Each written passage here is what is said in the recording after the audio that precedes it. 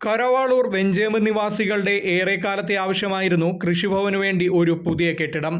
നിലവിലുള്ള കൃഷിഭവൻ വെഞ്ചേമ്പ് നരിക്കൽ റോഡിലാണ് സ്ഥിതി ചെയ്യുന്നത്. ഒറ്റപ്പെട്ട സ്ഥലത്ത് സ്ഥിതി ചെയ്യുന്ന ആ കൃഷിഭവനിലേക്ക് എത്തിപ്പെടണമെങ്കിൽ ഭഗീരഥ പ്രയത്നം തന്നെ ആളുകൾ നടത്തണം എന്നതാണ് അവസ്ഥ.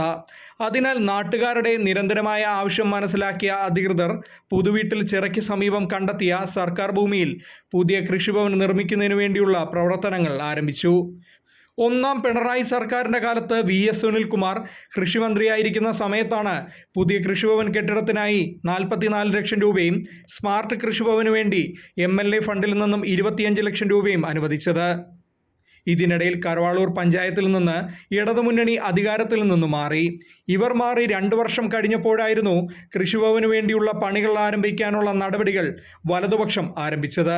അങ്ങനെ കൊട്ടിഘോഷിക്കപ്പെട്ട് നിർമ്മാണം ആരംഭിച്ച കൃഷിഭവൻ ഇപ്പോൾ കാട് കയറിയ അവസ്ഥയിലാണ്. കരവാളൂർ ഗ്രാമപഞ്ചായത്തിൽ ഒരു കൃഷിഭവൻ നിർമ്മിക്കുന്നതിന് വേണ്ടി അതിൻ്റെ തുക അനുവദിച്ചത് കഴിഞ്ഞ പഞ്ചായത്ത് ഭരണസമിതിയുടെ കാലത്താണ്.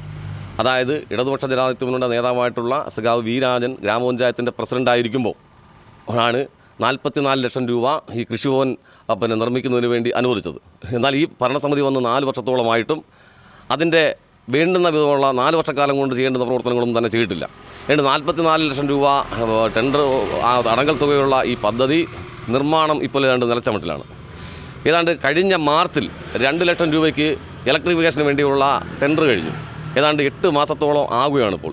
ഈ 8 മാസമായിട്ടും ഈ ഇലക്ട്രിഫിക്കേഷൻ കരാറെടുത്തിട്ടുള്ള കരാറുകാരനെ കൊണ്ടുവന്ന് ഇതിൻ്റെ നിർമ്മാണം ഇലക്ട്രിഫിക്കേഷൻ നടത്തുന്നതിന് വേണ്ടി കഴിയാത്തതാണ് ഈ ബിൽഡിംഗ് പണിയുടെ തടസ്സമായി നിൽക്കുന്നത്.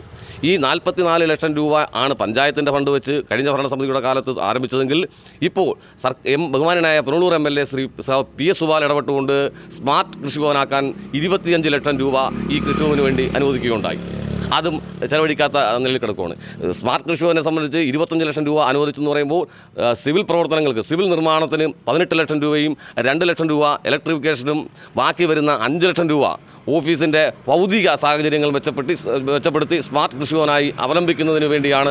അങ്ങനെ 3 മേഖലകൾ തിരിച്ചാണ് 25 ലക്ഷം രൂപ സർക്കാരിൽ നിന്ന് ബഹുമാനപ്പെട്ട പുനലൂർ MLA ശ്രീ PS സുബാൽ അനുവദിച്ചിട്ടുള്ളത്.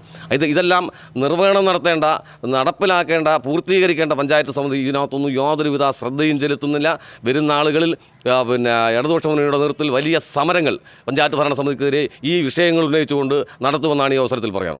2023 പണി ആരംഭിച്ച കൃഷിഭവന്റെ നിർമ്മാണം കെട്ടിടം ഉയർന്നപ്പോൾ തന്നെ നിലച്ചു.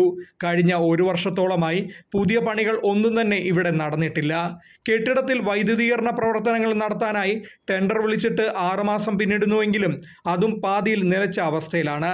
നിലവിലെ കൃഷിഭവനിൽ എത്തുന്ന പലരും ആവശ്യങ്ങൾ പൂർത്തിയാക്കാതെ മടങ്ങുന്നതായും പരാതി ഉയർന്നിട്ടുണ്ട്.